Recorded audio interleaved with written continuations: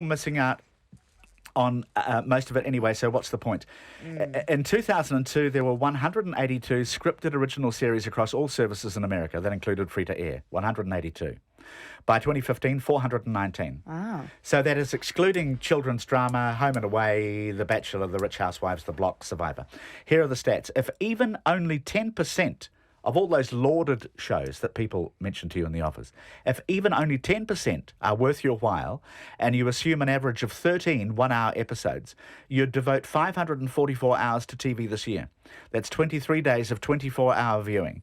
So to watch 10% of all those shows and eat and sleep, that is 2 months solid television. 72 hours a week. The golden age of TV, Jim. It's obviously useless, isn't it? Well, it may not be repeated either if you think about how all these companies like, Amazon and Netflix are investing in these series in order to attract people to their services.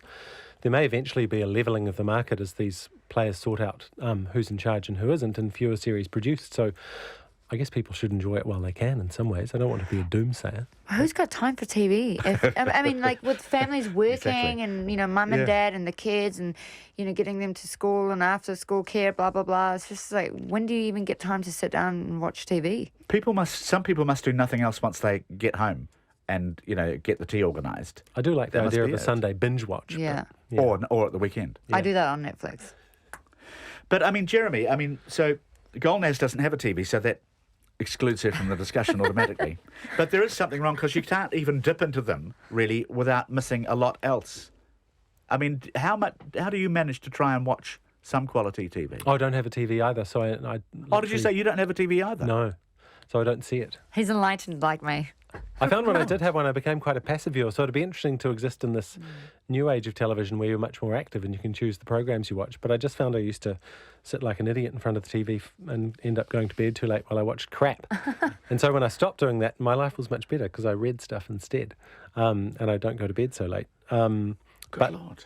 I would quite like to try Netflix now and to watch some of the best things, but then I fear that I'd be back to my old dull and slightly sleep-deprived ways. I think so. It's funny he says that, though, because I find myself, even though I don't have a TV, I stay up far too long, wasting time on social media, looking at pages that offer absolutely nothing other than just consumerism, and just getting caught up, and then end up having to go to bed really late as well. So No internet after 8 p.m. I wouldn't survive. I'd be an amazing parent. No internet after 8 p.m. For me, yeah. I think it's amazing I had two panellists today who don't have TVs. Before we go, Auckland Council considering changes to its political structure, like having councillors directly elected by the entire region. This is in a major review of its governance structure. And presumably this pertains not just to Auckland. The draft review says the council struggled to work for and advise 21 local boards. Quote, "It is clear staff are confused by the structure and exactly where decision-making rests in different circumstances, and they are reticent to give proper effect to it." Elegantly expressed. So maybe fewer but larger local boards, and the suggestion to elect city councillors as a group, which of course would get around the issue of councillors, Jeremy, being parochial on behalf of people in their wards, in the so-called leafy suburbs, about the unitary plan apartment buildings going up. Yeah, see, I was a bit torn about this because I sort of wondered if councillors' jobs were to be parochial to some extent. That's what I want to ask you. I felt a bit confused by this, but I did think of it in the context of how participation in local body elections is so horribly low. And I thought anything that increased voters feel that they were having a say by voting and therefore drove up participation would be a good thing. I don't know if this is the solution to that, but it did seem to identify a range of problems that might also be blocking people from feeling enthusiastic about voting. But you're a bit worried that if you get rid of the parochial word, you might get rid of a bit of democracy as well. Well, I wouldn't say I'm worried. I just sort of feel like I'd need to know more about how that system would work because I did feel a bit perplexed by it. Yeah. I think it's a very good point, but I think also I support anything that looks at the system and says, well, this isn't working, let's try something else and see if we adapt or we might make it better. So good on Auckland Council for looking at itself and, being open to change. Thank you both. Pleasure having both of you in. Thank you, Jim. Thank you. Jeremy Hansen, Golnaz Bassam Tabar on the panel. We are back tomorrow. Thanks for your company, everybody, and Checkpoint with John Campbell on the way.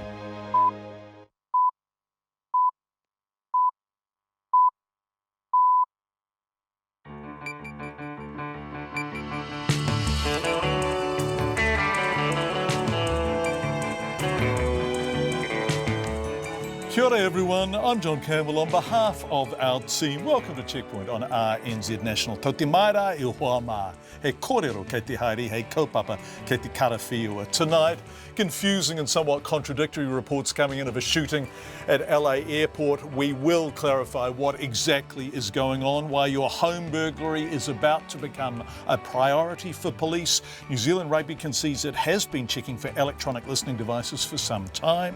Kim.com's extradition appeal begins.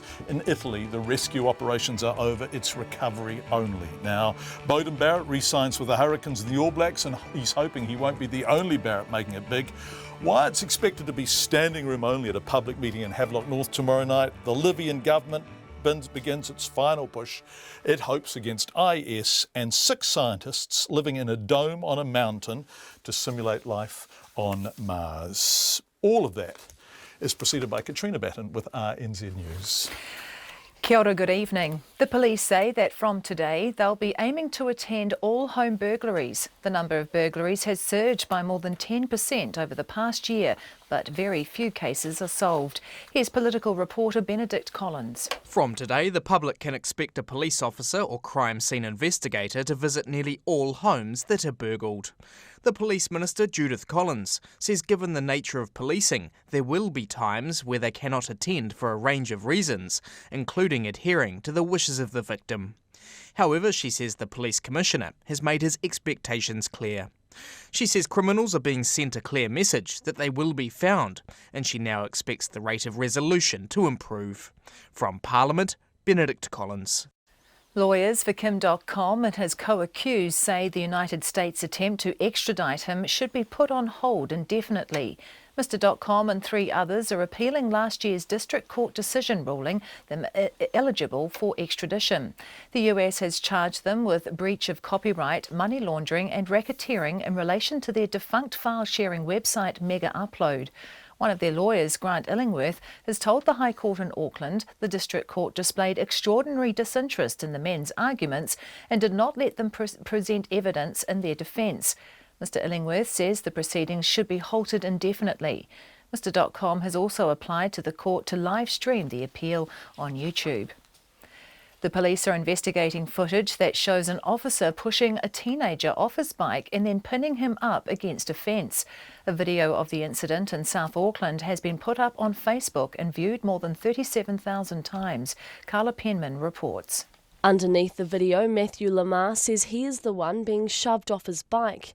He says he obeyed an officer's instructions to hurry home on his bike, but once he was on his way, the same officers drove up again and swore at him to get off the road. Mr. Lamar says he swore back at them, which prompted them to stop and get out. He says one then threw him off his bike and up against the fence before handcuffing him. The police say they got many calls from people complaining about a group making excessive noise, fighting and weaving in and out of traffic on bikes. In Auckland, ko Carla Penman tēnei. Rescuers say they've found more bodies buried deep in the rubble of the ruined town of Amatrice 5 days after the earthquakes that killed at least 290 people. Residents of the town have been saying that up to 10 people are still missing, and emergency services now say 3 corpses have been found in the ruins of the Hotel Roma. Many Romanians work in Italy and their government says 14 of its nationals are still unaccounted for. Meanwhile, priests in the quake zone have held their regular Sunday services in large tents. Amatrice's municipal website says all of the town's 100 churches were damaged by the disaster and many will have to be demolished. An Auckland real estate agent has been charged with tricking 2 homeowners into selling him their properties cheaply. Aaron Hughes has been charged with fraud and unlicensed trading by the Real Estate Agents Authority. His licence was revoked a week ago after he surrendered it in April. The former Barfoot and Thompson Papatoetoe agent is accused of failing to disclose the real price of a Mount Wellington house to vendors he was representing before buying it through his company and then selling it for $700,000 more. He's also been charged with buying a Mangere Bridge house for $590,000 when it was worth $720,000, again while acting on behalf of a vendor. Last month, Mr Hughes pleaded guilty to misconduct over the sale of a Papatoetoe house. To sport, and Beauden Barrett has re-signed with New Zealand Rugby and the Hurricanes till the end of the 2019 season.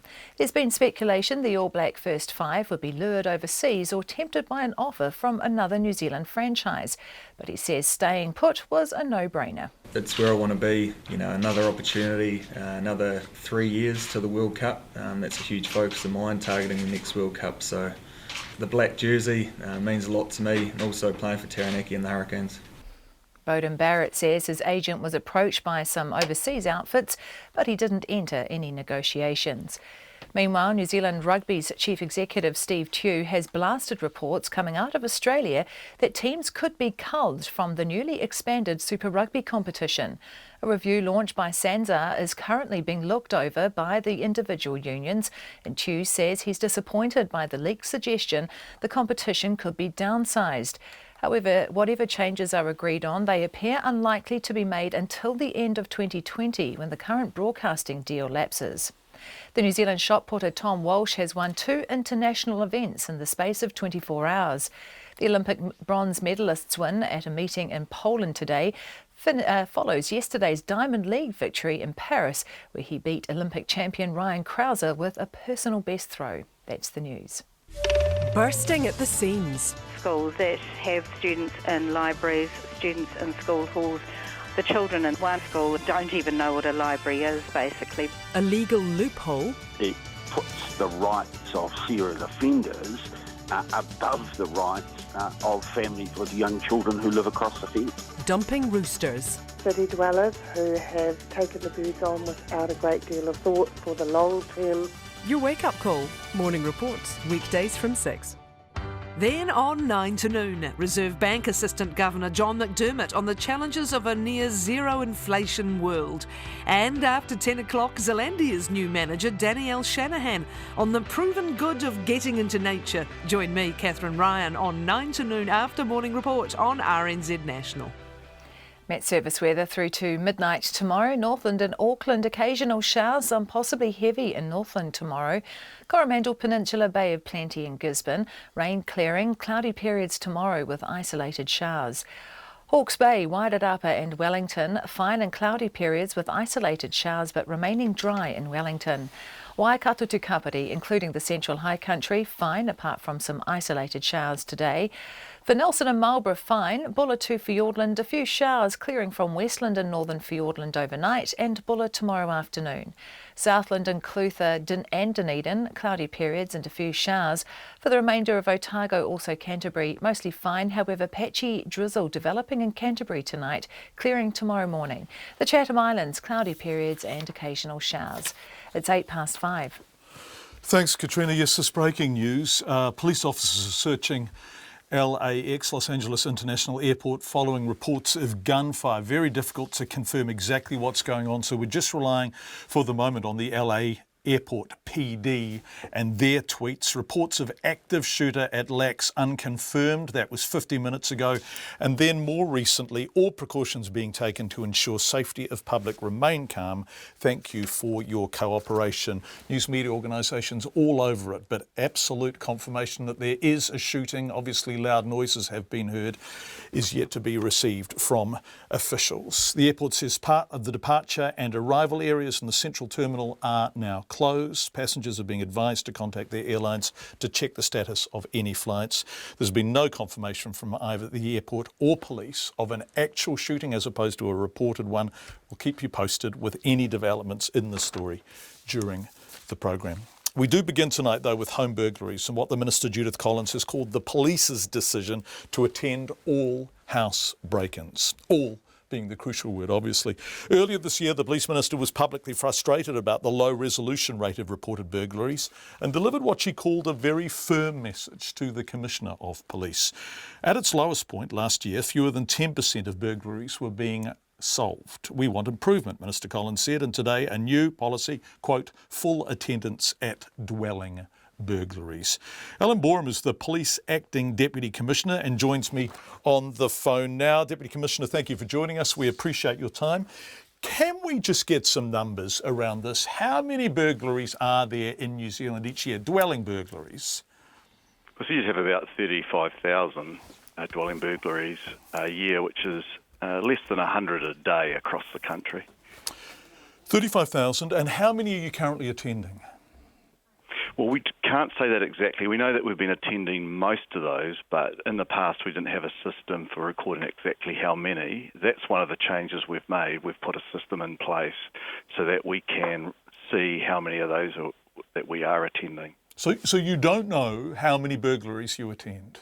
No, we will going forward, but we did not in the past. But you're able to say you attend most of them. What is most? 51%, 75%, 95%? Roughly, what do you think?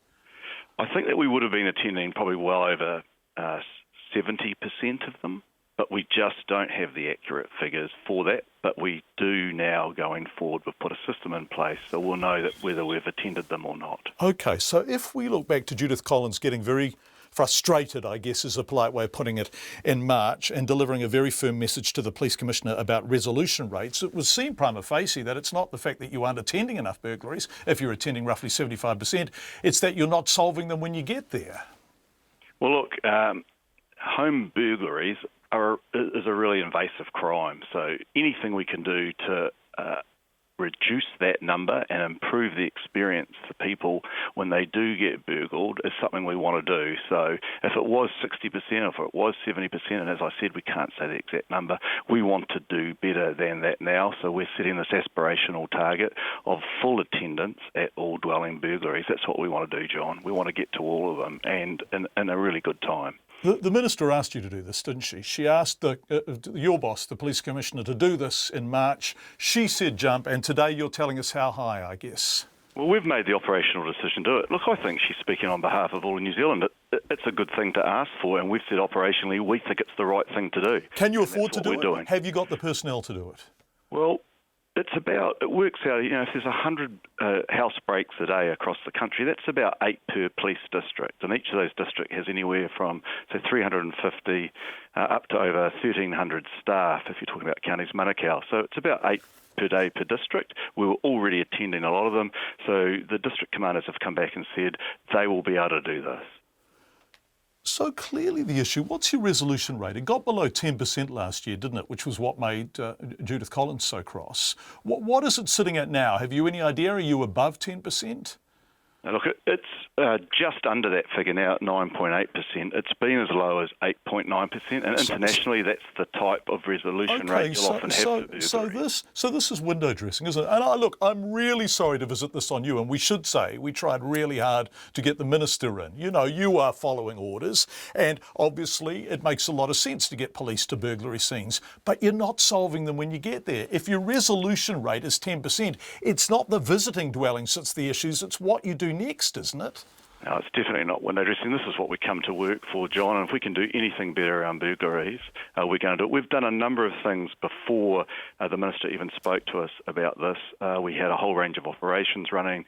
We've put a lot of work into a best practice burglary guide, drawing information from both overseas and locally as to what works best, and it's most likely we would have ended up in this place anyway. We need to do better by burglary victims, and that's what we're doing here. Okay, so if you manage to visit 100% or somewhere near 100%, because some people aren't going to require you to visit some people aren't going to want you to visit. But if you manage to visit roughly 100% or near approaching of the burglaries, how do you get your resolution rate up, which, as you just said, is somewhere just below 10%? Well, look, that is about increasing the forensic hits that we get, responding to those more urgently. We already respond to those type of hits very quickly now, but we still think we can do better in that area. We've noticed that since we've increased the focus on it, that we have had that small uplift, and that's what we're going to continue to focus on. When we attend the burglaries, let's put the best quality in it. So not only look after the victim, which is really, really important, give them the right crime prevention advice and help them to stay more secure in the future, but we're going to look at getting the best evidence out of that scene that we can, so we can apprehend more offenders. So that's things like interviewing neighbours, fingerprinting, looking at modus operandi to see if there's similar patterns unfolding in neighbourhoods. That's more labour intensive, isn't it? That's right, but that's what we're going to be doing when we attend at these scenes. And so you're confident you have the resources to make this meaningful rather than merely to appease Judith Collins?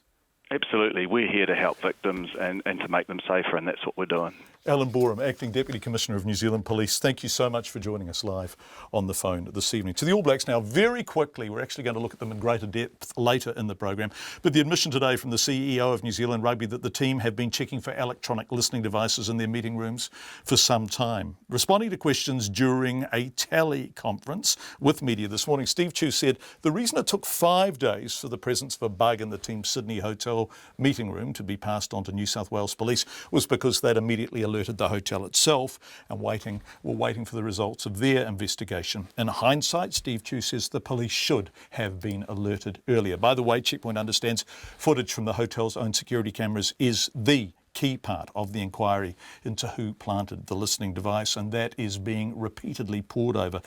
Steve Tew said he's received no further information from Australian police about who planted the bug, but during the course of that discussion he revealed the team has previously been suspicious about listening devices, and finding the device was, quote, an unfortunate confirmation of their suspicions. Here's part of that media conference. Look, at the end of the day, someone planted a bug which we found in one of our team rooms.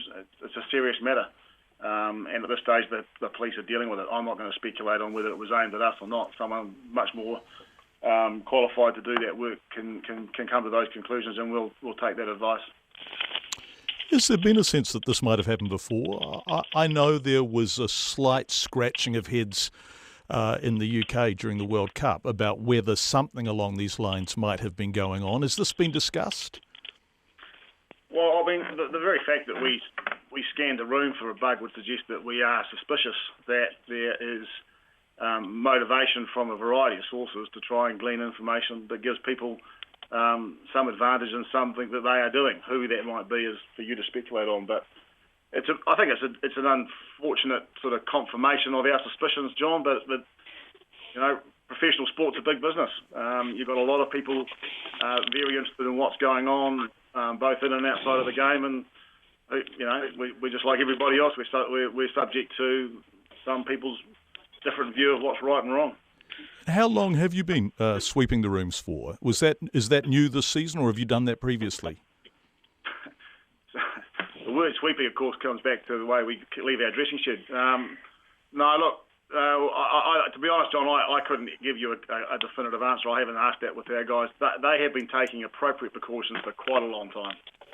Steve Tew talking a short time ago. Later in Checkpoint, we're going to look at the contrasting fortunes of the All Blacks and the Wallabies, and at Beauden Barrett signing to stay with the NZRU through to 2019, which is, of course, Rugby World Cup year. But let's move along. Barely a day into Kim.com's latest legal battles, and the side skirmishes have already begun with a request from the internet mogul to live stream the entire 6-week court hearing on YouTube. A district court ruled last year that Mr. .com and 3 other men were eligible for extradition to the US to face those criminal charges relating to their file-sharing website, Mega Upload. The men launched their legal appeal against that ruling in the High Court in Auckland today. So they're appealing in the High Court against the District Court. Our reporter Kate Newton, who has followed much of the Kim.com story. It's 3 years now. 3 years, Kate. Yeah. And your eyes are sparkling. Oh, was that magnificent.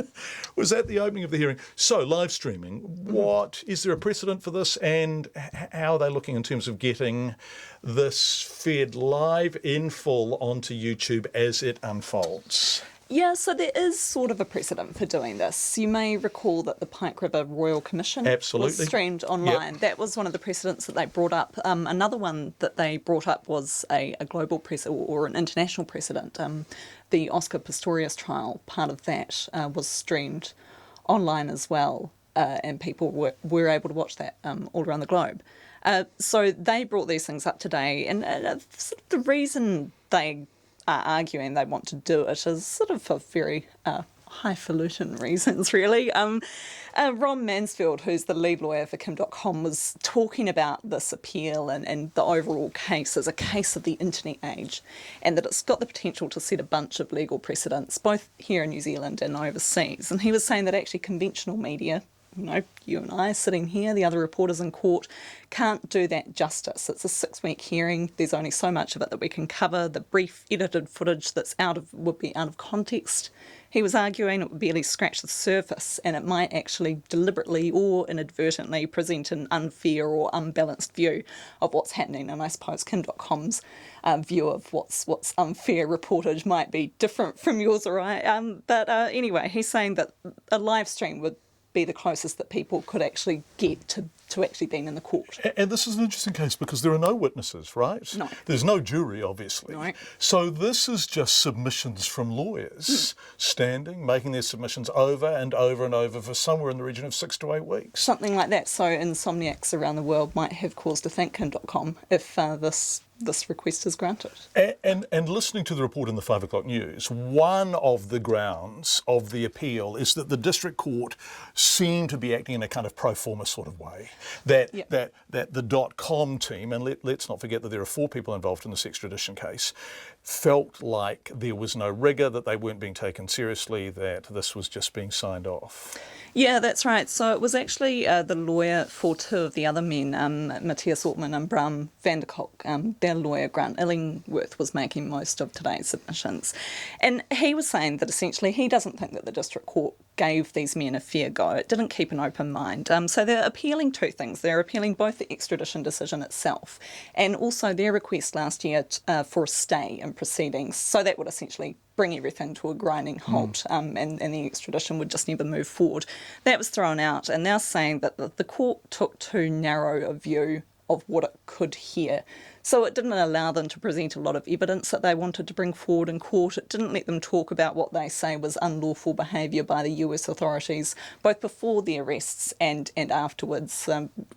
There were all sorts of things, as we recall, that they did. They sent clones of the hard drives to the US when they weren't supposed to. There was a police officer who gave incorrect information in the High Court, all kinds of things, and they're saying that they should have been able to be heard on that information and that should have been taken into account and wasn't. Okay, this is Appeal 1. Yep. And this may be kind of like Star Wars, right, with just sequels and... Interesting you say that because they were talking about a trilogy of cases today and Star Wars was the first that popped into my mind. And maybe the movie analogy is unfortunate in the circumstances, but if they lose here, they've already said they go to the appeal court, right? Oh yeah, they said straight after the court case wrapped up last year and the decision came out that no matter which way it falls, both sides are going to keep on appealing. And we've got an extra layer this time because the first hearing was in the district court. Yeah, that's right. So High Court, Appeal Court, Supreme Court could be years. Years. Kate Nugent, who covers it. Thanks, Kate. I appreciate it. It's 5:22. All Blacks star first 5 Beauden Barrett, as we've said, who's been in extraordinary form so far this year, is to stay with the All Blacks until 2019 after announcing today that he's re-signed with the Hurricanes in Super Rugby, Taranaki in Provincial Rugby and New Zealand Rugby as his umbrella employer. Remember, 2019 is Rugby World Cup year. That's in Japan. Barrett, who's leapt over Aaron Cruden as the long-term first-choice replacement for Dan Carter, it seems, is not the only person with his surname receiving attention in New Zealand Rugby. His younger brothers, Scott and Geordie, are turning heads in Provincial Rugby's Mitre 10 Cup. Denise Garland reports. Beauden Barrett made his All Blacks debut in 2012, but it's been the past 2 years when the 25-year-old has really stamped his mark as one of New Zealand's best. Barrett was pivotal in the Hurricanes Super Rugby title win this year, but his stellar performances had fuelled speculation he might be lured overseas or tempted by an offer from another New Zealand franchise. Barrett says for him there was only one option. It's been a no-brainer for me. You know, it was clear in my mind right from the start, although there was a little bit of speculation. You know, particularly after the season we've had, the last 2 seasons we've had, it's really exciting with the core group of players we have and the talent that's still around, so yeah, I'm stoked to extend it for another few years. The Hurricanes chief executive, Evan Lee, says his resigning is a coup for the Hurricanes. It's massive. We had a conversation with Bodie several months ago, and he gave a strong indication that he wasn't looking anywhere else, and we've taken his word on that. And it's great to see B. Barrett on the piece of paper, but we pretty much knew he was going to be with us, and kind of speaks volumes for the guy he is. He could have gone anywhere, but he's happy to stay here and play for us and the All Blacks. Barrett comes from a large family with 4 brothers and 3 sisters, and 2 of his younger brothers are making their own waves down south. Scott Barrett, who plays lock, is just 22 and has signed with the Crusaders for the next 2 years, playing his provincial rugby for Canterbury in the Mitre 10 Cup. He's joined in that Canterbury squad by the even younger Geordie Barrett, who at 19 played second 5/8 for New Zealand at the Under-20 World Cup in June. Beauden Barrett says he hopes to convince his brothers to make the move north to join him at the Hurricanes in the future. It'll make my parents' life a bit easier, but I guess my brothers are leading their own lives and creating their own pathways, and they're both playing some good footy, so whilst they're big boys, they can make their own decisions. It'll be great to have them in a Hurricanes jersey or even the Taranaki jersey one day, so I'll be putting a bit of pressure on Geordie in the next couple of weeks. Barrett says his agent was approached by some overseas outfits before he signed on for another 3 years, but he never entered into any discussions with them. New Zealand Rugby's chief executive, Steve Chu, says they've tried really hard to make it as attractive as possible for stars like Barrett to remain in New Zealand.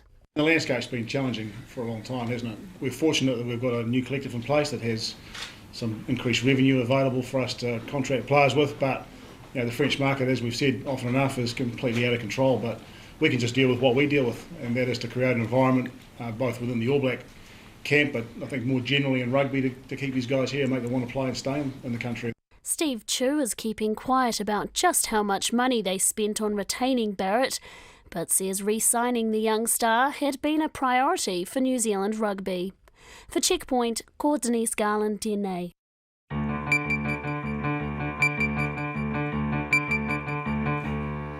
Coming up, why 9 in 10 Chinese people in New Zealand are reportedly unhappy with the way police are tackling crime.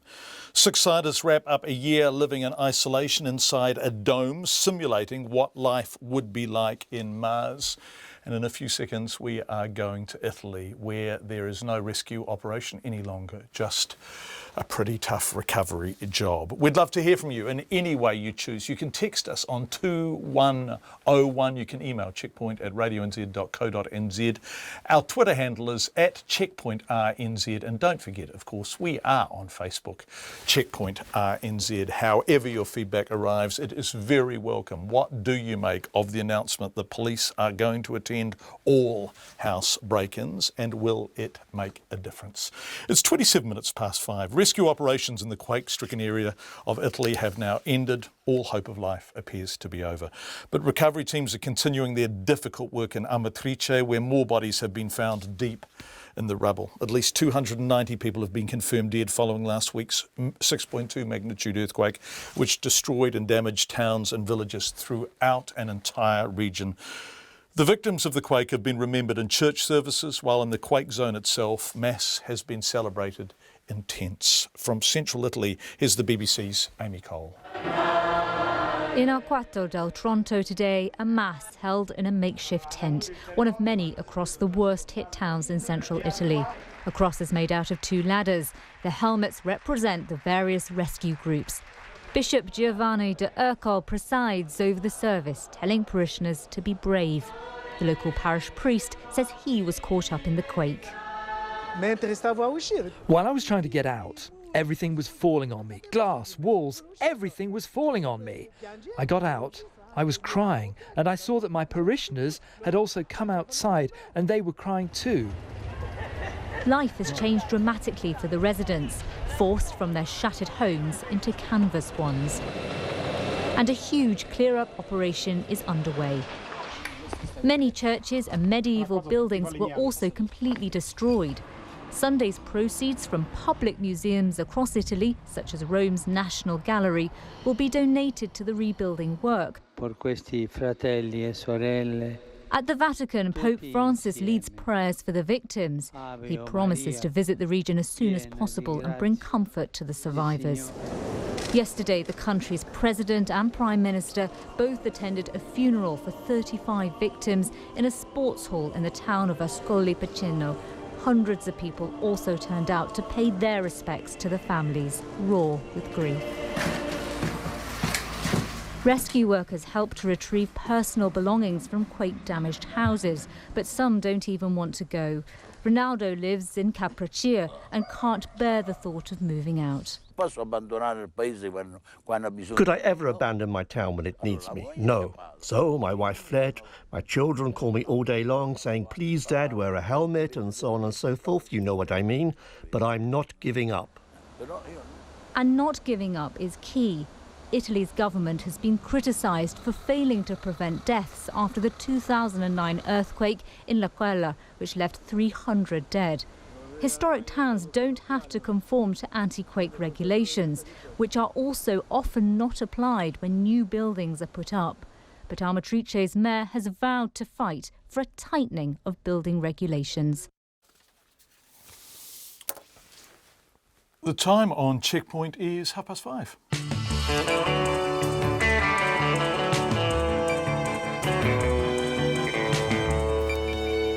Coming up on RNZ National, the Hastings Mayor Lawrence Yule joins us ahead of a public meeting in Havelock North tomorrow night. Why is it taking so long for a UV treatment system designed to sterilise water to be installed? The Prime Minister John Key moves to reassure the Chinese community in New Zealand that they are not being targeted by criminals. He's written them an open letter. And is it time to start wishing the Wallabies would do a little bit better in the rugby? It's a tough old, that's quite a metaphysical question almost. Katrina Batten next with RNZ Headlines, and then Nona Peltier with Business News. Katrina. The police are promising to treat home burglaries as a priority and say they will attend all calls. Police Minister Judith Collins says that from today, an officer or crime scene investigator will respond to any burglary of a dwelling. She says criminals are being sent a clear message that they will be found. The Acting Deputy Police Commissioner, Alan Borum, has told Checkpoint there are just under 100 burglaries a day and about 10% are solved. He says officers attend most burglaries but have no count of exactly what proportion. Lawyers for Kim Dotcom and his co-accused say the United States' attempt to extradite him should be put on hold indefinitely. Mr. Dotcom and 3 others are appealing last year's district court decision, ruling them eligible for extradition.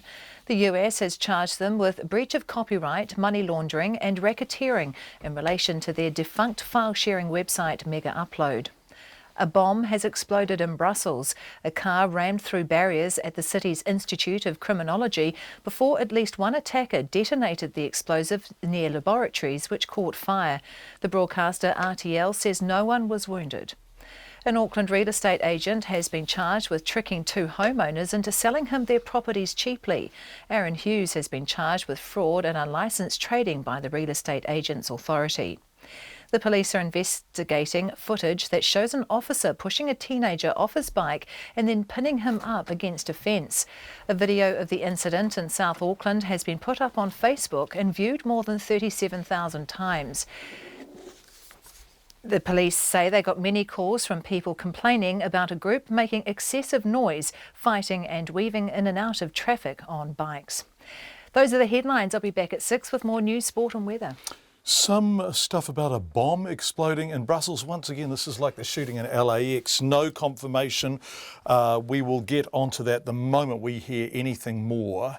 It does look like now that there is a stand-down situation in LA, that whatever caused the noise that led to many reports of the shooting was not in fact a shooting. So it looks like that potential crisis is over at LAX. New reports of a bombing coming in at Brussels, although it does sound like no one has been injured. We will have more on that the moment we get it. Turning to business news now with Nona Peltier, and Auckland Airport delivered another strong result today, Nona. Yeah, not surprising with those tourism numbers. I mean, that sector's just been going gangbusters, hasn't it? And so that's been reflected in Auckland's result. I mean, Auckland Airport, they said they had a total of 17 million people through that airport in the last year. Holy moly. It's a lot of people. That's up 9% on last year, and that growth was kind of equally divided between domestic travelers and international ones. So lots of growth there in the tourism sector for the airport, and their revenue, of course, rose 13%. 5% to 574 million. So those are all pretty good numbers. That's extraordinary money, isn't it? Yeah, they really have been doing well. And of course, the other company that we had reporting today was Chorus. Both these companies, Auckland Airport and Chorus, parts of their business are in fact regulated, so they can only charge so much in any case. So both are going through a review process right now. Chorus's result was quite different from Auckland Airport's result. It was flat. I mean, because they had their fixed line as sort of a declining business, while the broadband fiber is an increasing business, so they kind of offset each other. And they delivered a flat result for them, and they got, $91 million. So that's a pretty good result as well. And what did the market make of Chorus? Well, they didn't like the Chorus result. Not surprising. It was a flat result, so it didn't show growth. And Chorus is unsure how they're going to get growth because they still don't know what they'll be able to charge for that fiber service. Yeah. So their share price fell 1.7%. That was down 8 cents to $4.55. Auckland Airport's price, it rose more than 1% and up 10 cents to $7.30. Which by market cap is the biggest company in New Zealand, isn't it? Yeah, it's pretty large. I think it is number one, but there are some large companies. But their shares don't trade because there's not as much liquidity in them. Yeah. And so there are some pretty big companies in New Zealand, and certainly Auckland Airport is one of them. Right. The other thing that we want to look at, because we've been previewing this a lot, is the New Zealand dollar, how it's reacted to the Feds. Yeah, I know. Well, it looks like it's back on again. It looks like the United States Federal Reserve will indeed raise interest rates sometime this year. Now, Janet Yellen basically was cautious, but optimistic about a hike coming, although she didn't give a time frame. But hey, not to be disappointed, the vice chair came out just shortly after and said, well, there might be even 2 rises this year, one in September and one in December. That got the market very excited, and there was a lot of volatility in the currency markets, as you can imagine, and the New Zealand dollar fell a whole cent. Against the US, obviously. Yes. So money went straight to the US after the Fed. Yeah, the US dollar just, rallied. Yeah. And of course, that's caused some turmoil in the Asian markets because, of course, if the dollar's that strong, then the markets tend to become a little bit subdued because people are chasing after the potential higher interest rates that are yet to come. But I mean, let's be honest here. I mean, it's like we're talking about going from 0.5% to maybe 0.25% more. So what's that? 0.75%. And maybe, hey, we might even get to 1% by the end of the year. But if you're running a super fund and you have a huge amount of cash, then, boy, that makes a difference, doesn't it? Well, 1%'s 1%, right? Yeah, okay, anyway, so what do we get? The New Zealand dollar is trading at 72.4 US cents, 95.8 Australian, 55.1 British pence. And on the top 50 index, we fell about a third, which isn't surprising because Asia's down too. Down 1/3%, down 24 points to 7,367. Nona Peltier, nice to have you back. Thanks, Nona. 9 in 10 Chinese people in New Zealand are reportedly unhappy with how the police are tackling crime. That's one finding of a poll of nearly 12,000 people, which has been widely shared on the Chinese social media site WeChat. The research follows a number of incidents in Auckland recently where Chinese people have been the victims of crime. And now there are calls for the police to do more to protect that community. Sarah Robson reports. Just over a week ago, Tai Wong's flatmate opened the door of their Henderson house to a stranger and ended up being assaulted. The incident has left him wondering whether Auckland is as safe as he thought it was. Before this thing happened, I feel quite safe, but after that, I feel like somebody else was watching my house every night, and I'm afraid that some guy will knock in the door and do the same thing to myself. Mr. Wong is thinking about installing security cameras and alarms at home, but that's no guarantee he'll be safe. He has been in New Zealand for 3 years, but says things seem to have taken a turn for the worse recently. The first 2 years, I feel comfortable or safe walking along, especially nights, whatever in the streets or suburb or city. But now I don't think I will do that. Stories like Mr. Wong's inspired political pollster Andrew Ju to set up the survey. Dr. Ju, who's also the director of Trace Research, says he was spurred into action after one of his friends was attacked in her Northcote restaurant. I didn't expect someone close to me to get attacked. Attack happens in the past. International students, travelers, and this time it's getting closer and closer into my circle of friends. The survey found just over 60% of Chinese are worried about public safety and over 90% aren't happy with police efforts to combat crime. Andrew Ju says many Chinese people have lost faith in the police because of their previous experiences and don't bother to report crimes. A lawyer and Auckland Council local board member, Susan Ju, says the police are doing a good job and are making an effort to engage with the Chinese community. But she says police numbers haven't kept up with population growth, especially in Auckland. This is not very good and unsustainable, and I think this issue needed to be addressed as a matter of urgency before public lose faith in the police. Susan Ju says action needs to come from the top. The government needed to ensure all the government agencies, including the police, has enough resources to do their job properly. Susan Ju says while police statistics don't show any increase in crime against Asian people generally, recent events have left the Chinese community feeling otherwise. In a statement, the police say there is no evidence to suggest Chinese people are being specifically targeted. They say they are working closely with Māori, Pacific and Asian communities to address their concerns and urge anyone who feels unsafe to talk to them. For Checkpoint, Sarah Robson. So Sarah ended with that statement from the police saying the Chinese community aren't being specifically targeted, or there is no evidence to suggest that they are. But the Prime Minister John Key says some members of the Chinese community do feel they're being targeted by criminals. He says while he doesn't think they are, he has moved to reassure them. I write a weekly column for the newspapers, and that goes to a range of ethnic media. One of the newspapers came back and asked us if we could just do that this week in the form of an open letter, and so we just turned the column, if you like, into that open letter. So it's really sort of standard. It hasn't been solely specific for the Chinese community, but it was an attempt to reassure them that we take the issue seriously. John Key says he would not want to see people arming themselves as it could put them at more risk. There's been a little bit of discussion amongst some of the community about people sort of taking the law into their own hands, basically arming themselves a bit more, and I think we're certainly trying to give them reassurance that that's not a good thing to do, that really they should leave that in the hands of the police. John Key speaking early this afternoon at his post-cabinet media conference. The American drug company that makes the EpiPen, which gives a life-saving adrenaline hit to allergy sufferers, has been forced into a partial backdown after announcing price hikes of more than 400%. Parents of children with severe allergies, including some pretty high-profile ones, actor Sarah Jessica Parker, for example, condemned the company Mylan for putting profit ahead of lives. The issue even made it to the White House. Here's the ABC's Nick Grimm. That was a peanut butter sandwich. Are you not good with peanuts? For those at risk of anaphylaxis, severe allergic reactions, having an auto-injector close at hand means the difference between life and death. Okay, stab it in your chest. Okay, I got you. And it hasn't just been movies like Horrible Bosses that have popularised the devices.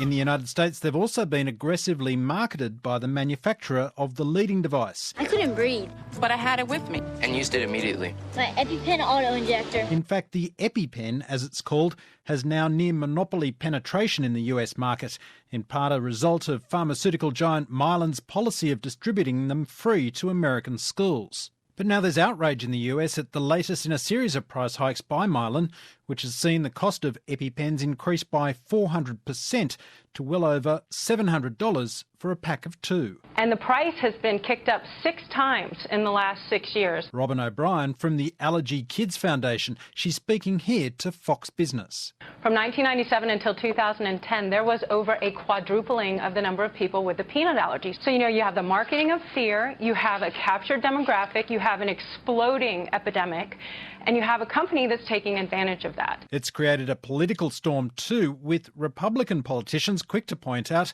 that the woman responsible for the price hikes, Mylan CEO Heather Bresch, is the daughter of Democrat Senator Joe Manchin. That's why they say the response from the Obama administration has been muted. And unfortunately, all too often it's Republicans in Congress who are standing up for pharmaceutical companies. White House spokesman Josh Earnest responding to the criticism. Pharmaceutical companies that often try to portray themselves as the inventors of life-saving medication often do real damage to their reputation by being greedy and jacking up prices. The company had seemed determined to ride out the storm, until its share price started taking a hit. Now it's announced a partial rollback of the price hike, offering to increase financial assistance for eligible customers. Though with the list price for the EpiPen remaining at the higher rate, it's been dismissed by critics as just a PR move that will still put pressure on health insurance companies to raise their premiums. Nick Grimm with that report. Interestingly, Mylan CEO Heather Bresch, according to The Guardian newspaper, who was, of course, behind the price hike, reportedly sold more than $100,000 of his shares earlier this month. $100,000 of his shares earlier this month, netting more than $5 million from the sale. That was reported by The Guardian. Returning now to unconfirmed reports of gunfire at LAX. According to the latest tweet from police, the reports of gunfire have proven to be loud noises only. The police had been searching the airport and said all precautions were being taken to ensure the public safety. Some areas of the airport had in fact been shut down, but that does appear to be over. The Wellington coroner has completed an inquest into the deaths of two men killed 2 years apart while competing in a motorbike hill climb race in the Wairarapa. Malcolm Foster and Kevin Waugh, who were both 59, were killed in 2012 and 2014 respectively, while competing in the Cliffhanger hill climb near Carterton. Our court reporter Anne-Marie May filed this report. Constable Glenn Marshall, who investigated both crashes, told the Wellington Coroner's Court Malcolm Foster died during his fourth run up the hill. He said there were no speed restrictions in place during the event, and Mr Foster had increased his speed on each run and was likely to be doing almost 180 kilometres an hour when he crashed. Constable Marshall also investigated Kevin Waugh's death, which occurred on his fifth attempt at the hill climb at a speed of between 188 and almost 220 kilometres an hour. For the duration of the event, there is no speed restriction on the road. As it is a motor racing event, it is up to the individual riders to negotiate the road at a speed which they are comfortable with and capable of travelling at. The road itself does not have any specific protective roadside barriers should anything go wrong. It does not offer anywhere near the same level of protection to the racers that a dedicated race circuit has. Constable Marshall said the course was inherently dangerous and that was something riders knew when they signed up to participate. There is no room for error at all. There's no runoff at all. There's only a few corners were actually marked with the hay bales, especially on the second event. Bernard Tuckerman, a past president of Motorcycling New Zealand and previous president of the Oceania region for the World Motorcycling Body, also gave evidence at the inquest. The Cliffhanger hill climb was not being run under the auspices of Motorcycling New Zealand, but Mr Tuckerman said even if it had been, the deaths might still have occurred. I honestly don't believe that anything that could be realistically done could have prevented either accident. Basically, they were slightly out of line, and if you come through that corner slightly out of line, the outcome is you're going to hit the fence. Mr Tuckerman said even very experienced riders could make mistakes and be killed, and he pointed to the Wellington motorcycling legend Robert Holden, who died in a race on the Isle of Man. The coroner has reserved his decision. For Checkpoint, Anne-Marie May.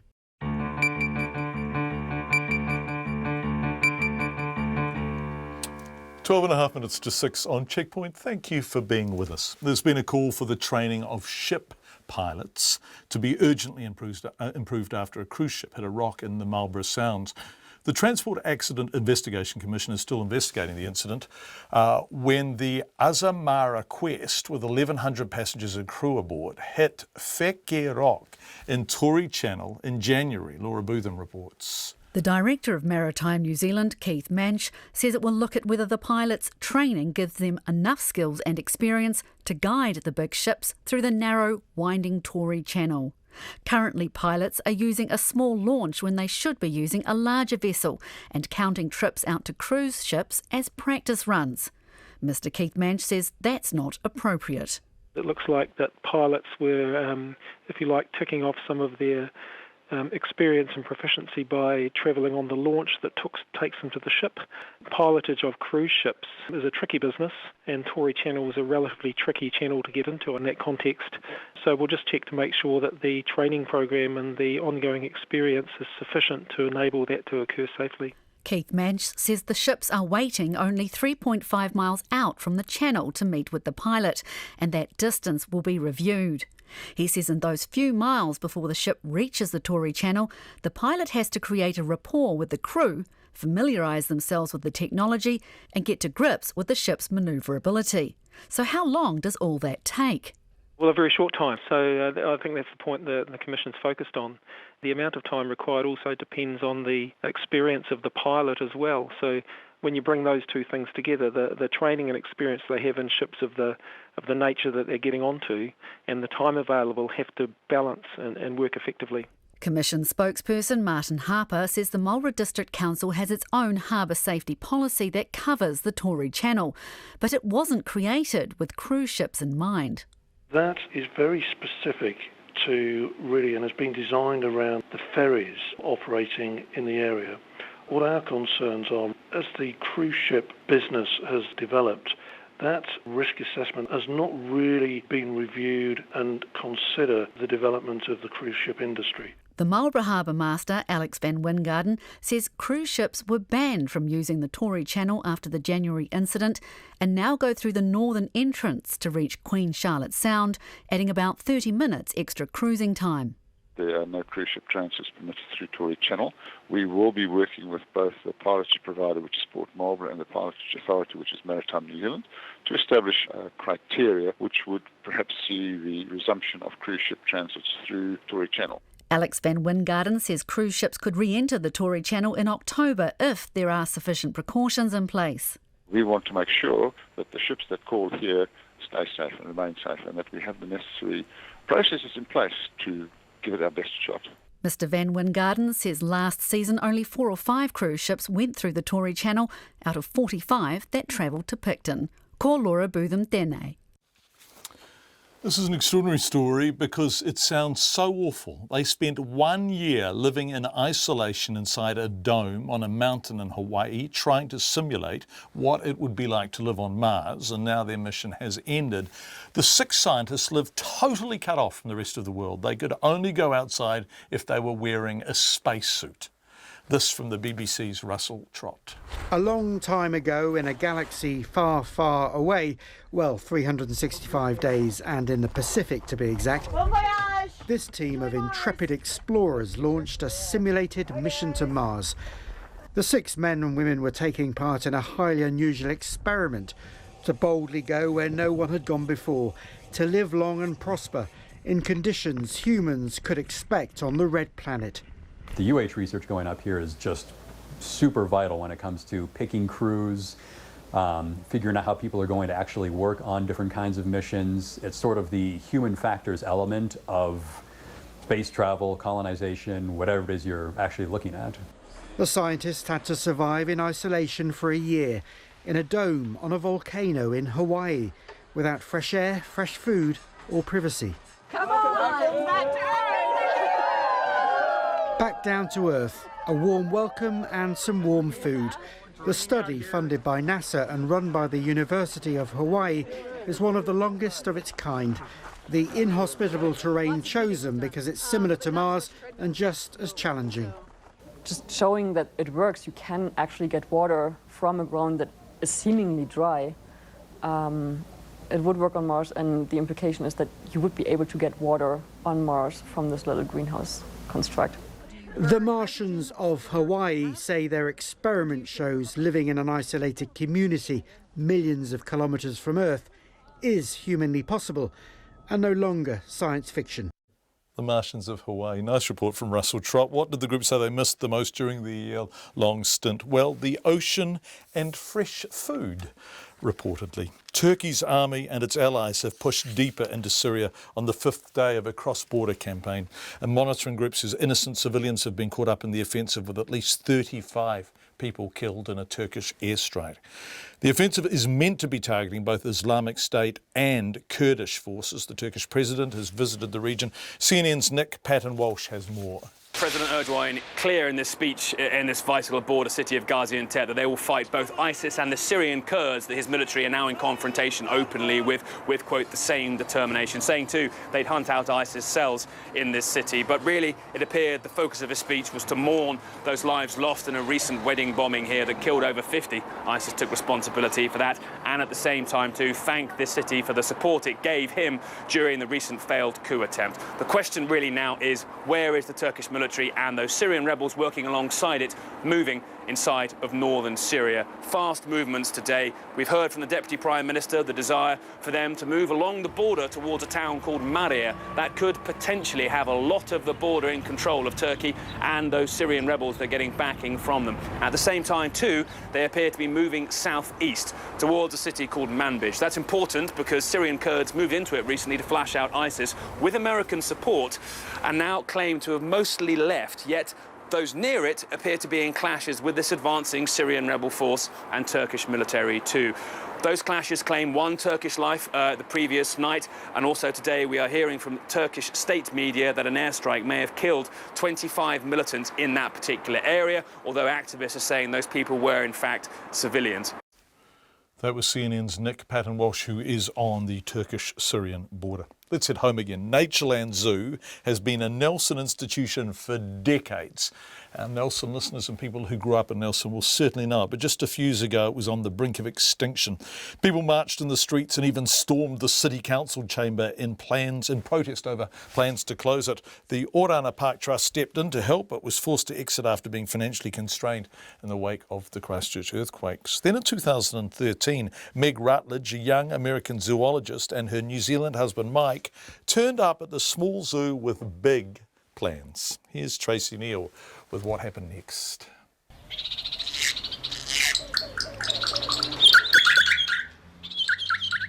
At Natureland's Conservation Corner, the birds' health and well-being take priority over their inclusion as exhibits.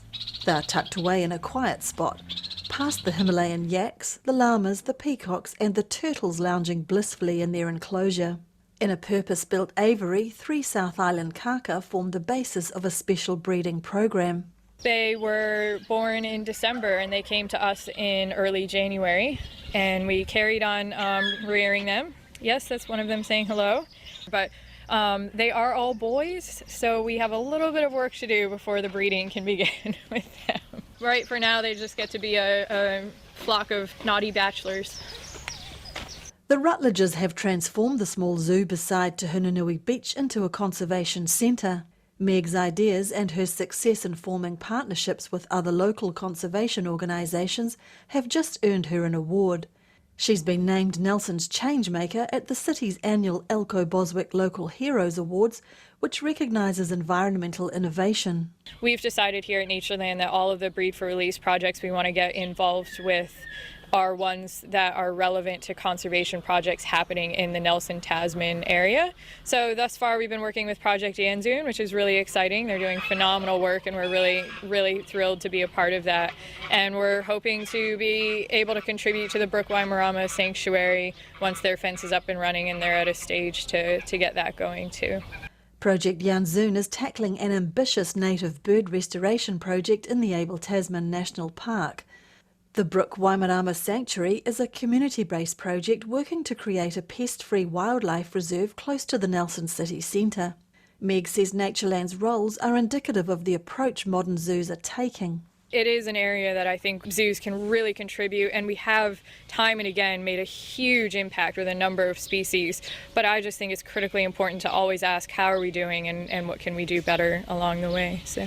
She says zoos still suffer a public image problem.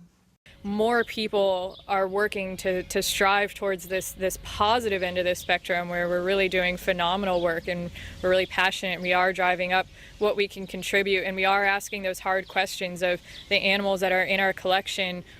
Why are they there and what is the purpose and the goal, and recreation is no longer the answer. Meg's love of birds goes back to her roots in the Florida Everglades. I'm from a part of South Florida that's wedged in between the Everglades and the ocean, and so a lot of estuary birds and wading birds as well as the pelagic seabirds, and I started out in wildlife rehabilitation when I was young, so most of my bird experience is actually practical learning knowledge from the time I was 18. That knowledge is backed by degrees from Florida Atlantic University, Yale and scholarship work at Auckland University. She says the long-held dream of one day owning her own zoo has turned out better than expected. Oh, and so much more. Some of it not anticipated at all. Yeah, so, you have your good days and the bad days, but overall it's been amazing. Meg has recently added another strand to her work as the new chair of the National Zoo and Aquarium Association. Mō te hōtaka o te ahi, ko Tracy Neal tēnei. Kia ora, Tracy. It is 1 minute before 6 o'clock. Katrina Batten has just arrived with the RNZ 6 o'clock news. This feedback from Dave. Hi, John. Love your show as always. Thank you, Dave. We have a son who's allergic to fish, anaphylaxis, the whole bit. His mum is an ex-nurse and I have pre-hospital emergency care training. We're confident through our training to inject him with adrenaline with a syringe and from a vial. The vial and script cost $20 total. We update every 6 months as adrenaline degrades as it ages. This makes the price increase even more abhorrent, prohibitive and exclusive. My point is that if parents of allergic kids did a first aid course or a course that gave them confidence to inject it, it does make the EpiPen redundant. The company may be so affected by sales loss that their pricing structure would have to change. At the very least, it is an affordable option for parents, even if training is required.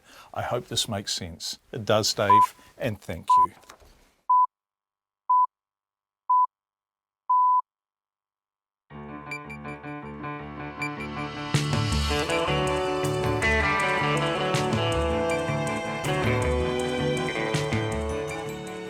Kia ora everyone, you're with Checkpoint on RNZ National, on the radio as always, screening live on Freeview Channel 50 and streaming live on the RNZ website. However you are joining us, thank you for being with us. In the next 30 minutes, a water rebate of about $60 per ratepayer for the people of Havelock North as compensation for the water contamination crisis. Is it enough? Mayor Lawrence Yuill joins us ahead of a public meeting tomorrow night. Why are the Wallabies in such poor form at the moment, and what does that mean for the All Blacks? An investigation begins into why some earthquake-strengthened buildings collapsed in last week's quake, and he fought for Katrina to be publicly funded but died before he could receive it himself. We remember melanoma sufferer Jeffrey Patterson, but first here is the news with Katrina Batten. Good evening, ngā mihi nui. The police say they don't know how many home burglaries they investigate, but it might be more than 70%. The Police Minister, Judith Collins, says that from today such burglaries will be treated as priority offences, with an officer or crime scene investigator expected to respond to every single one. The Acting Deputy Commissioner, Alan Borum, told Checkpoint the police are determined to do better by burglary victims. I think that we would have been attending probably well over 70% of them, but we just don't have the accurate figures for that. But we do now, going forward, we've put a system in place, so we'll know that whether we've attended them or not. Alan Borum says there are about 35,000 burglaries a year and only 10% are resolved. A family doctor who failed to order tests for a man later diagnosed with a rare cancer may face disciplinary action. Our health correspondent Karen Brown has been looking at the Health and Disability Commissioner's report. Anthony Hill says the 58-year-old man, who was losing weight and having difficulty swallowing, saw the GP 4 times over 6 months from late 2013. He says the GP ordered blood tests and an X-ray and considered a possible stomach examination. But it wasn't until the man saw his regular GP that an urgent endoscopy was ordered and signet ring carcinoma detected in his gullet. Mr Hill says there were red flags, but the first GP failed to assess the patient appropriately or arrange for an urgent endoscopy. He's told her to apologise and undertake training, while an independent GP audits her care of other patients to see if they got appropriate care. This is Karen Brown. A bomb has exploded at a criminology institute in the Belgian capital Brussels, but media say the building was empty and no one was injured. A car rammed through the barriers at about 3 in the morning local time, and one or more attackers exploded a bomb near the laboratories. A new study has found barely a quarter of 15-year-olds are living with both their biological parents. Otago University researchers looked at the lives of 209 15-year-olds who are children of members of the Dunedin Longitudinal Study, which has followed 1,000 people born in the 1970s.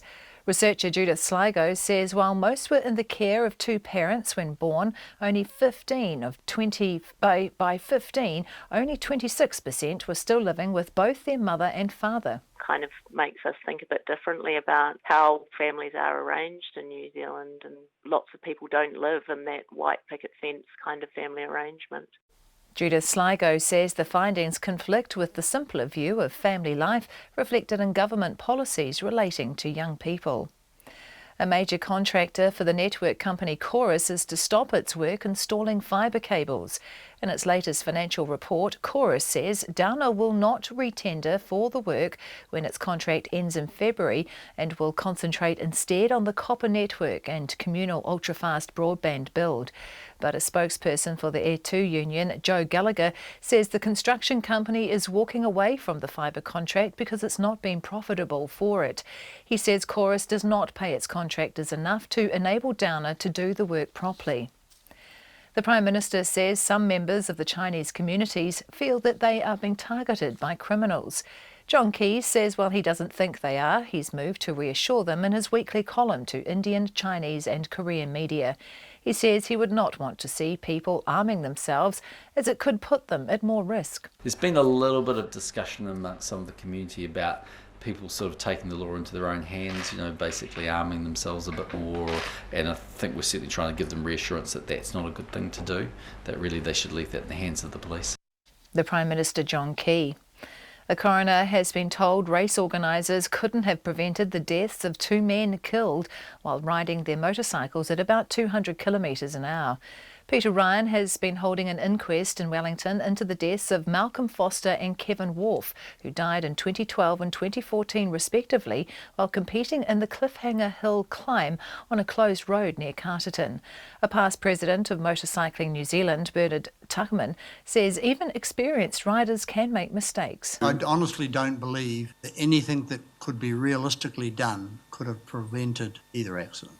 Basically, they were slightly out of line, and if you come through that corner slightly out of line, the outcome is you're going to hit the fence. Bernard Tuckerman. The coroner has reserved his decision.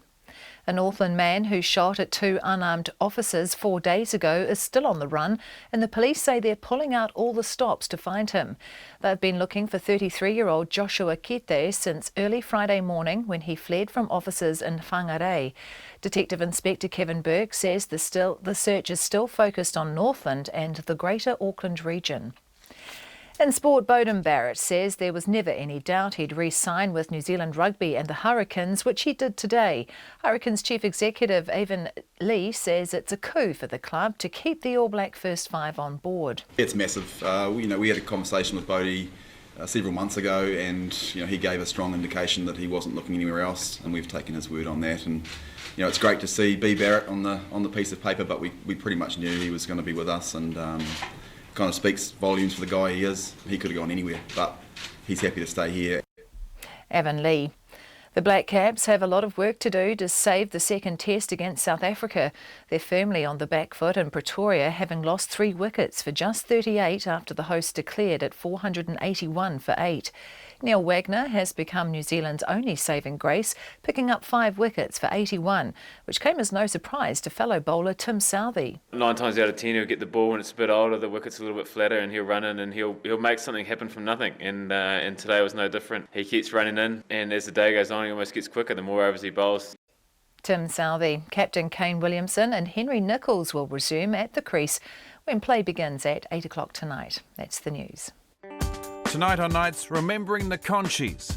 Neil Atkinson from Culture and Heritage tells the story of the conscientious objectors who opposed the introduction of conscription during the First World War. The ones who, when asked what they did during the war, were able to say, "I tried to stop it." Well, our after-dinner dentist Murray Thompson wonders how we might make dental care more affordable. On Nights with me, Brian Crump, after the news at 7 on RNZ National. Met Service weather through to midnight tomorrow. Northland and Auckland, occasional showers, some possibly heavy in Northland tomorrow. Coromandel Peninsula, Bay of Plenty in Gisborne. Rain clearing, cloudy periods tomorrow with isolated showers. Hawke's Bay, Wairarapa and Wellington, fine and cloudy periods with isolated showers but remaining dry in Wellington. Waikato to Kapiti, including the Central High Country, fine apart from some isolated showers today. It'll be fine for Nelson and Marlborough. From Buller to Fiordland, a few showers clearing from Westland and northern Fiordland overnight, and Buller tomorrow afternoon. Southland, Clutha and Dunedin, cloudy periods and a few showers. For the remainder of Otago, also Canterbury, mostly fine, however patchy drizzle developing in Canterbury tonight, clearing tomorrow morning. The Chatham Islands, cloudy periods and occasional showers. It's coming up to 6:09. Thank you. Thank you very much indeed, Katrina. The only place you'll hear after dinner dentists on the radio. Yeah. Actually, his promos are lovely, Brian. Aren't they? Really Delightful.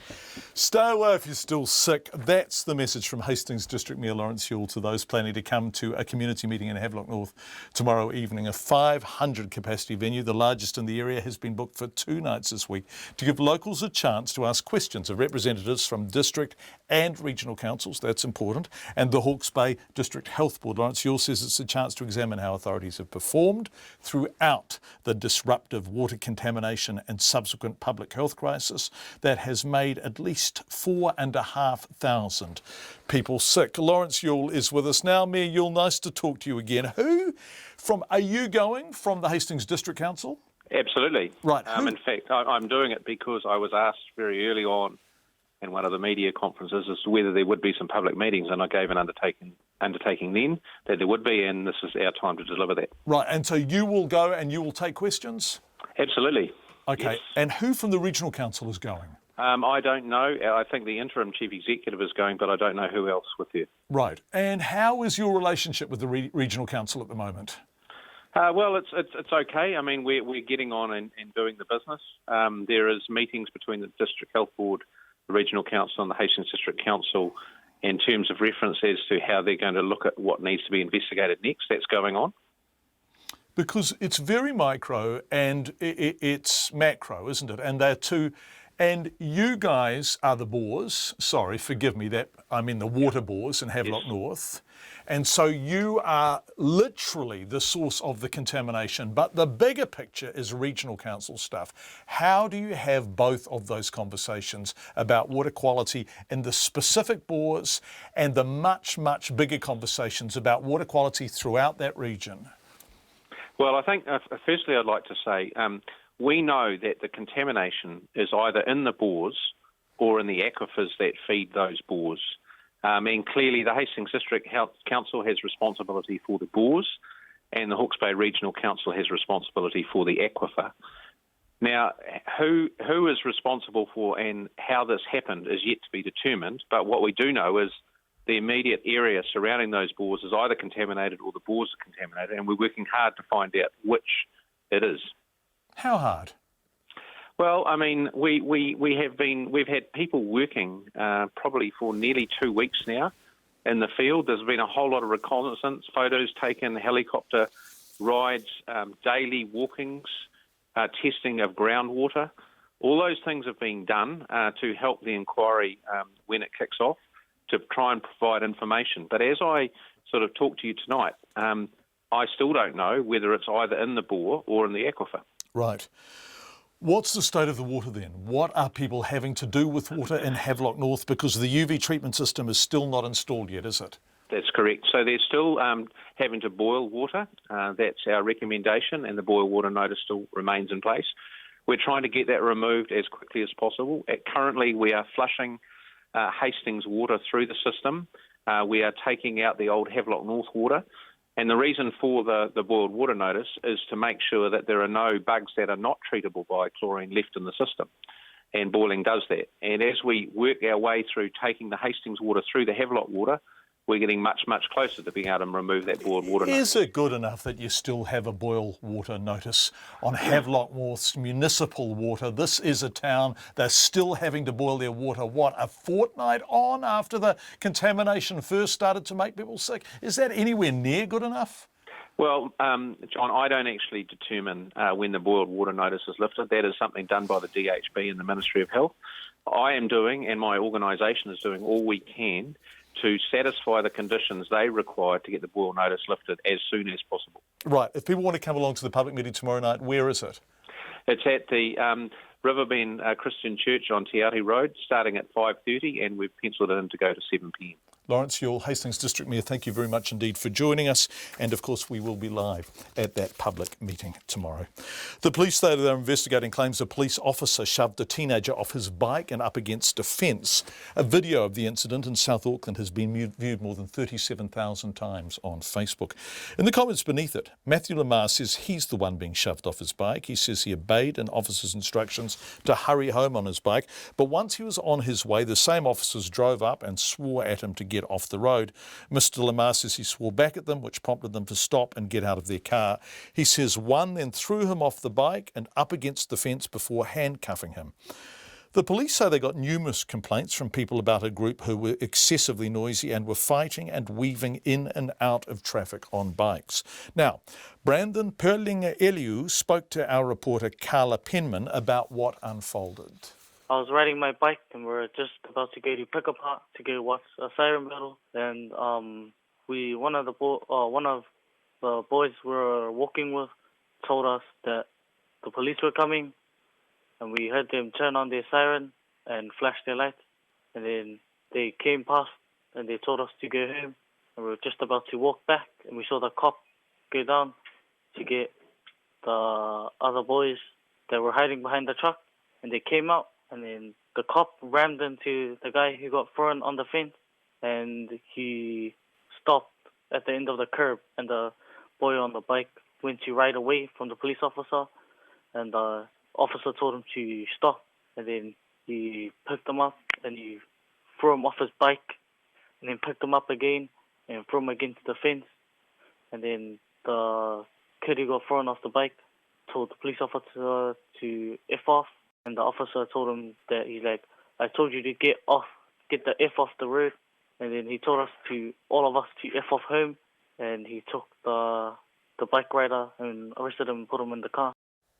Brandon Perlinga-Eliu, who denies the group were making excessive noise, fighting or weaving amongst the traffic. The police, for their part, say they have opened a full investigation into the incident and won't comment on any specific allegations. It's 6:15. Let's return to Saturday night's Test match now, in which the All Blacks beat the Wallabies 29-9 after 42-8 the previous week. Prior to that, Australia lost a 3-Test series to England, 3-0. After the high of making the final at last year's Rugby World Cup, Australian rugby has plunged to earth like some kind of green and gold space junk. The team that has beaten New Zealand more often than any other national side, 42 times compared to South Africa's 35, although the All Blacks have played Australia more often, has now not won the Bledisloe Cup since 2002. That's a long time. This morning, at the media conference we heard from earlier, at which Steve Tew discussed the listening device in their Sydney hotel meeting room, we also discussed the contrasting fortunes of the All Blacks and the Wallabies. As much as we like beating Australia, beating them by so much, so regularly, does have its potential downsides. Just listen to the Sky commentators before kick-off on Saturday night. It's been 13 years since Australia last held the Bledisloe Cup, and it's longer than that, in 2000, since the Wallabies last won a test here in New Zealand. And on the evidence of last week in Sydney, neither of those records would appear to be under threat. Rugby followers will know there's something slightly unusual about that. Normally, before the game starts, the commentary team at least pretend it's going to be a contest. Gets it up again, and another good kick from Foley. And Australians celebrate. And yes, Australia had their moments, but as celebrations go, well, they were quite short-lived. Again, quick ball for Aaron Smith. Now they spin it wide. Barrett in space. Sends it off to Ben Smith. Savia for the corner. Oh! And he scores. What a finish. Finish after finish after finish. The All Blacks last lost a Test match in New Zealand in 2009. That's 42 home victories in a row, a record unmatched in rugby history. But the first 37 were with McCaw, Carter, Nonu, Conrad Smith, Tony Woodcock and Kevin Mialamu, all of them the kinds of stars a dynasty is built upon. When they all left, surely the rebuilding would be precarious. Take the midfield, for example, numbers 12 and 13, two of the all-time greats, both gone, and Sonny Bill Williams injured. Surely it would be brittle and exposed, surely. I mean, if you'd have said we were going to lose Ma and Conrad and then probably 3 or 4 next first-choice midfielders before we played the second Bledisloe this year, we would have all been a bit nervous. But how well did Anton play for a young man coming in for his Test debut? As Aaron Smith works it away, Barrett sends it to Franks in a gap. Here's Leonard Brown, pops it over the top, and there's the opening try. Israel Dagg runs it in, but Anton Leonard Brown, your first Test start, your first touch in Test rugby was sensational. That's the Anton Steve Chu was referring to. 21 years old, just 22 games in Super Rugby, some of them not even starts. And his first touch for the All Blacks? It was sensational. And Australia less so. And this is a strange situation. Yes, the All Blacks want to win, but when tests against the old foe, the Wallabies, are reduced to a procession of inevitability, is that good for anyone? Steve Chu. Tough one for us, isn't it? We like to beat Australia, but you don't want it to get too far away from each other. This is bigger than merely the desire for a heart-stoppingly exciting game, and it has a dollar value. In December, the Australian Rugby Union announced a $285 million contract for the TV rights to its games, a record figure based in part on how well they'd done at the Rugby World Cup. But even with that money, the ARU is running at a loss.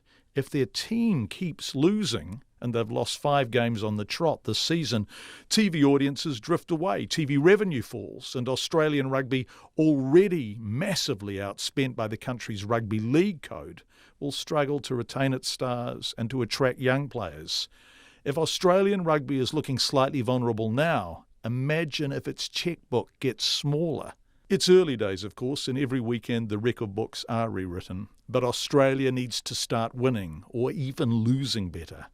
After consecutive World Cup victories and 42 straight wins at home, there is no precedent for the one-sidedness of the All Blacks' current supremacy. Is it possible to be in awe of that and still to hope Australian rugby can get its mojo back? Well, you're kind of right, John. No one wants an inevitable outcome in sport because that's the beauty of the game. That's why the integrity of the game is so important. That's why we took the bug issue seriously and handed it to the police. But also we make obviously no apology for having an All Blacks side that is as good as it possibly can be. When we sat down at kick-off time in Sydney last weekend, I was incredibly nervous. I wasn't sure where that game was going to go, and I didn't pick either the performance of either side or the outcome. But it was what it was, that sport. Steve Chu talking in a teleconference with the media from the NZRU HQ in Wellington earlier this morning. It's 21 minutes past 6 on Checkpoint. At least 290 people have been confirmed to have died in last week's 6.2 magnitude earthquake, which destroyed and damaged dozens of towns in central parts of Italy. Recovery teams are continuing to work in the town of Amatrice in the centre of the country, where more bodies have been found deep in the rubble, as an investigation is launched to determine how some earthquake-strengthened buildings simply collapsed. This is an earthquake-prone region, and some buildings had been strengthened against the earthquakes. Many of them simply did not survive. At least 290 people have been confirmed dead.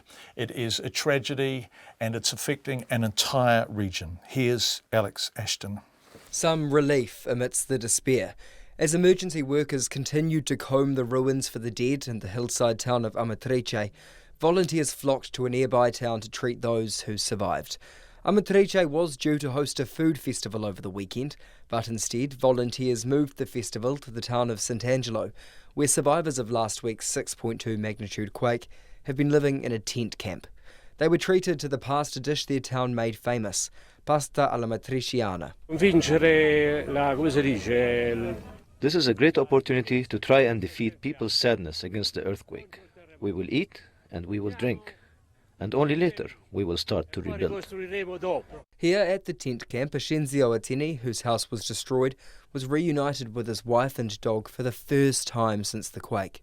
It's really horrible because it took me 20 years to get my house. And then in just 10 seconds it was gone. Like so many others, horrible. It's really awful. But thank God at least we're alive.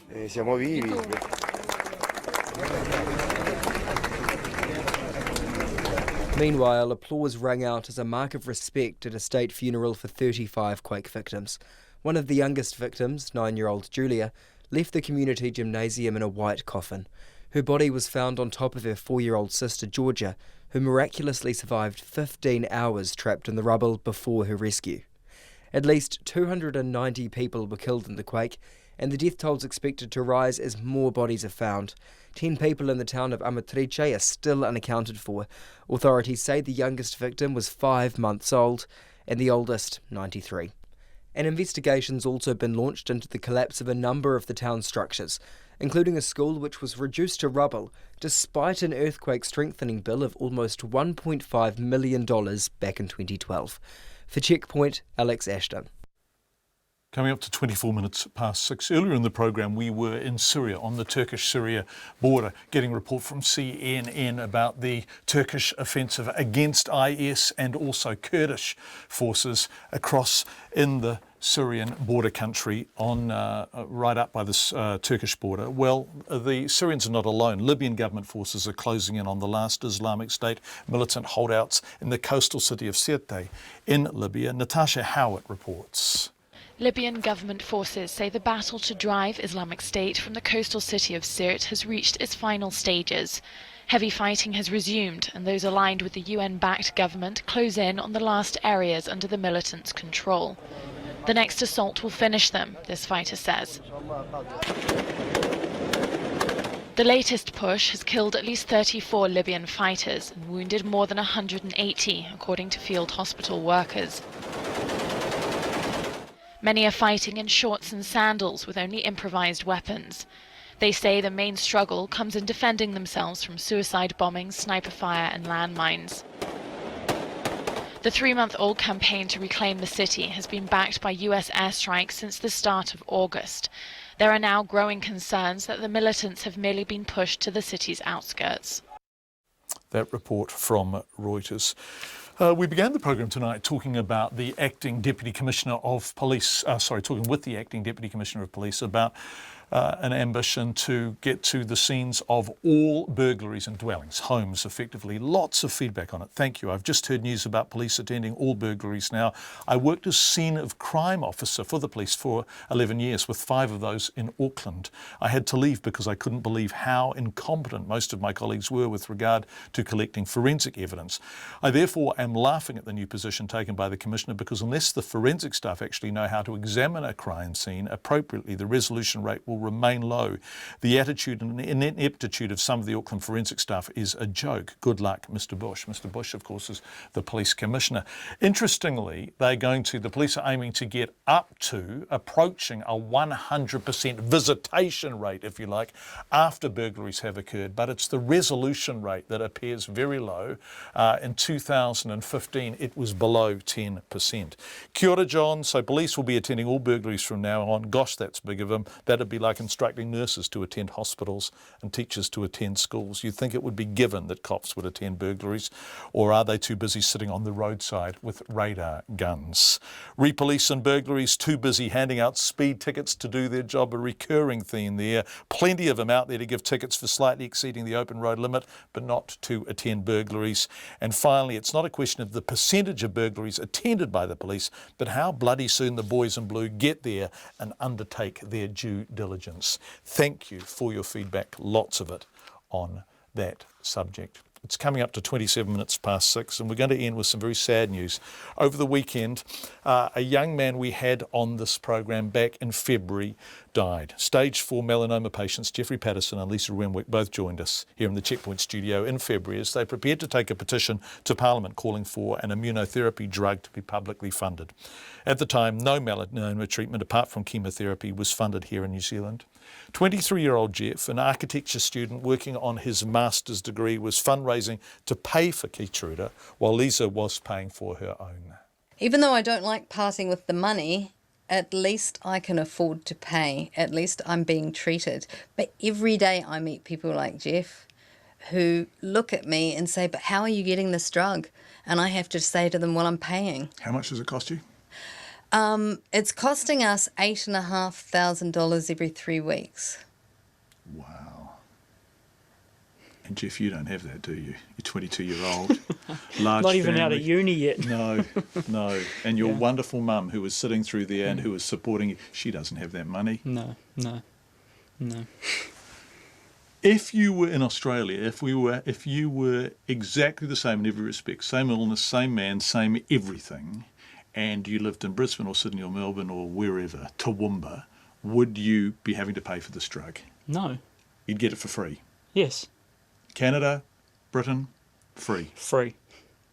So, Jeff, You had how many tumours in your lungs? 4. 4 tumours, yeah. And you were told they were inoperable? Yes. You took, say the name of it? The BRAF. The BRAF. The BRAFNib, yeah. Yeah, and the tumours are gone? Yes. In order for them to stay gone, you now want to move on to Keytruda, right? Yes. Yeah, eventually. And you're going to have to pay for it yourself? Yes. It's ridiculous. So what would you say to Pharmac, you two? What would you say to Pharmac, Jeff? I'd say you call it a low priority. Why don't you try wear my shoes? See what priority you call it then. That was February 25th of this year. Lisa and Jeff's petition was successful. Of course, Pharmac began funding Opdivo in July, and Keytruda, the drug Jeff campaigned so hard for, will be publicly funded from this Thursday. But sadly, Jeff didn't live long enough to receive it. In the months it took for MedSafe to register the drug and for Pharmac to fund it, Jeff's tumours returned and he became too ill to be treated. He passed away on Friday night, surrounded by his family. Our thoughts are with them. That brings Checkpoint to an end tonight. Thank you for being with us on behalf of the Checkpoint team. We hope you will join us again tomorrow night from 5.